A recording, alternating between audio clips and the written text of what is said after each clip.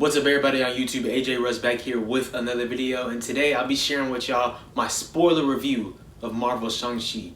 Let's get it.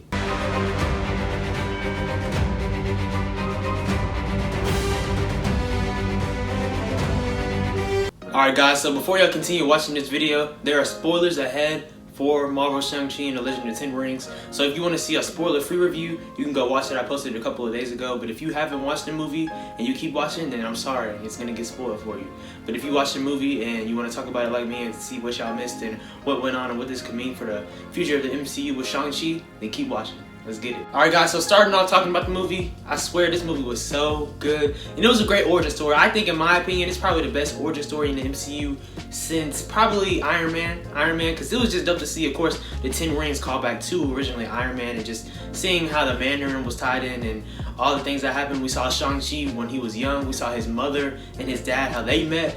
And Talo is a magical village that Shang-Chi's mom is from. We saw that the Mandarin, he was going to try to take over Talo back then, but then he ended up seeing Shang-Chi's mother and instantly fell in love with her, and that's how, of course, Shang-Chi and Xialing ended up being born from them. So yeah. Also, when the Mandarin and Shang-Chi's mom were first fighting, we saw that airbending combat that Shang-Chi's mother's had, which ended up being passed down to Shang-Chi because he learned it from his aunt later in the movie. The Mandarin and Shang-Chi's mother, they both ended up sacrificing different things in their abilities, such as the Mandarin, him giving up the Ten Rings, and Shang-Chi's mother giving up her airbending abilities, which ended up costing him, because we saw that Shang-Chi's mother, she ended up dying basically for the past of the Mandarin, how he used to do people, how he used to overrule places and all those type of things. That all changed when we saw the Mandarin sending his men and the Death Dealer and Razor Fist after Shang-Chi, basically to get that pendant that his mom had gave him and Xialing earlier in the movie.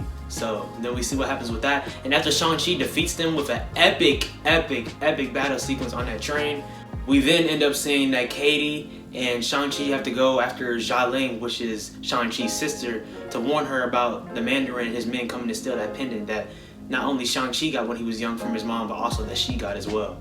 So at this point, basically, Shang-Chi, he explains basically his whole history to Katie, and then him and Katie end up going to see his sister Xialing at the Golden Dagger Fight Club, and that's owned by Xialing. She started that when she was basically 16 after running away from her father, because Shang-Chi, he ran away as well. But Xialing, she's mad at Shang-Chi because he said that he would be back 3 days later after leaving, but then he never came back. So Xialing has a lot of tension between the two.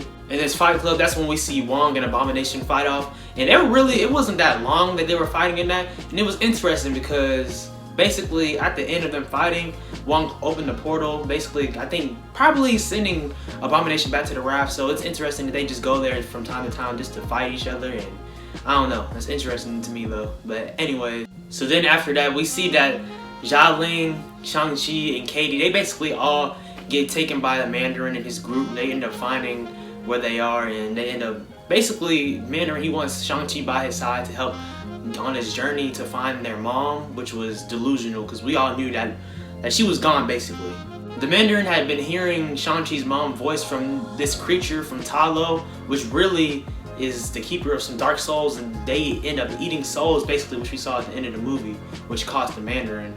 Shang-Chi, of course, doesn't believe it. Xialing, his sister, really doesn't believe it either, and Shang-Chi refuses to be by the Mandarin's side. So basically they lock him, Katie, and Xialing in a cage. But then we see Trevor Slattery, the Mandarin who acted as a Mandarin in Iron Man 3, which rubbed a lot of people the wrong way, but it was funny to see him in the movie with that one animal creature named Morris. But yeah, and that ended up leading them to Talo. And how they got to Talo was basically, you know, Xialing, her knowing some of the passwords and escapes and routes through the tunnel of the Mandarin's palace, and Katie ends up driving because, you know, she's a driver, that's what she does, her and Shang-Chi. So they ended up breaking down, they ended up going to Talo, which was a wild sequence because, I mean, it was the forest, it was so hard to get there, so it was cool. It was so beautiful as well, seeing Talo in the MCU. It's just a testament to see how Marvel Studios, they convey the comics to live action so well.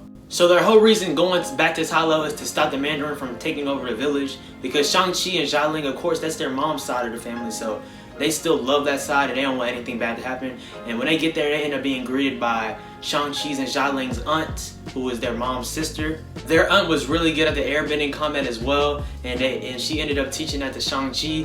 And we also saw that they had a lot of people in the village of Ta Lo, you know, learning how to fight. And Katie, she was even able to build a whole role for herself because she didn't know what she wanted to do, as we saw at the beginning of the movie, but she ended up being a good archer. So that was cool to see her find some purpose while being in Ta Lo. Fast forwarding though, we see how they get ready basically for when the Mandarin and his men come.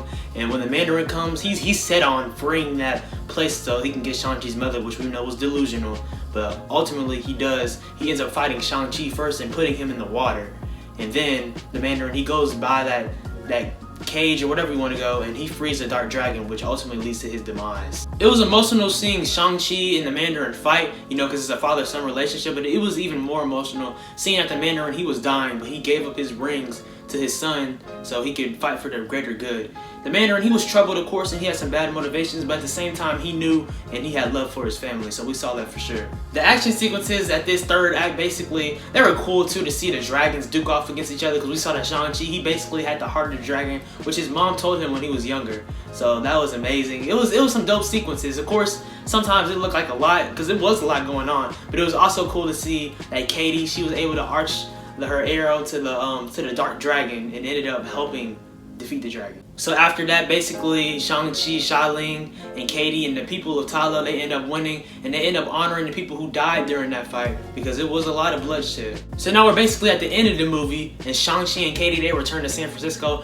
talking to their friends that they saw at the beginning of the movie, and then they're telling them about how basically they're both superheroes, and they of course don't believe them, because why would they? But then at dinner, you see Wong open a portal, that legendary portal, talking to Shang-Chi and Katie, saying that they need him. So then everyone believes, and then we see it go into the mid-credit scene. I really enjoyed the mid-credit scene. It was cool. Basically, it entered Shang-Chi into being an Avenger. So we saw Captain Marvel, Bruce Banner without being Professor Hulk, because the last time we saw him was as Professor Hulk in Avengers Endgame, and then of course we saw Wong. And they were looking at this little beacon that the 10 rings had that they set off in space. And originally in the comics, the 10 rings, they are from space. The comics, the alien Fing Fang Foom, that's who made the 10 rings. So it could likely be setting up in a sequel, potentially, to having them come after Shang-Chi and the rings. And Shang-Chi, he's probably the type of dude that doesn't want the rings, but I mean, he knows the responsibility of it, so he wouldn't just give it up to anybody. But anyways though, it was cool seeing Captain Marvel and Bruce Banner interact with them, and Bruce Banner, he basically welcomes Shang-Chi into the circus as an Avenger. So it's going to be cool seeing them interact. Personally, I want to see Shang-Chi and Spider-Man interact, because I know in the comics there was a little run where Shang-Chi, he taught Spider-Man some type of kung fu, so that would be cool to see. That was only the mid-credit scene though. In this movie there was a mid-credit scene and a post-credit scene, and then the post-credit scene that features Shang-Chi's sister, Xialing, and we saw her basically taking over the village that the Mandarin was at. She had her fight club basically integrated with the 10 rings, so we'll see how that'll transpire in the future. I hope she doesn't become evil. I know there was some tension between her and Shang-Chi, but I mean ultimately they let bygones be bygones and work together to defeat the Mandarin and that dark dragon. So I hope that she's not a villain, but I mean if she is, I mean she will be dope because she's very powerful. So we'll see how that transpires and goes forward. Overall though guys, I really enjoyed the movie. Like I said in my spoiler-free review, I rated it a 9.5 out of 10. One of my favorite MCU films so far, in my opinion. Now top 5 to top 8 for me. It's different for a lot of people because we all have different opinions, of course, but I really enjoyed and loved the movie. And yeah, let me know what y'all thought about it in the comments down below, and where you think that Shang-Chi will appear next and what his future will be in the MCU going forward. Anyways though guys, I hope y'all enjoyed the video. Stay tuned for more Marvel content. Y'all know I love the MCU. We have more coming, so we'll see. Shang-Chi's box office is doing really well. I saw earlier something on Twitter. It's gonna be projected to be 70 and 80 million for the weekend, so that's great news. So we can potentially go see Eternals and Spider-Man No Way Home later this year, and of course Venom Let There Be Carnage as well. So hopefully no more delays. I hope y'all enjoyed the video. Make sure to like, comment, subscribe, and turn on post notifications. Follow me on Instagram and Twitter at Swaggy Wrestling. I appreciate y'all. More stuff coming. Thank y'all for watching. Y'all be blessed and stay safe. Keep it easy.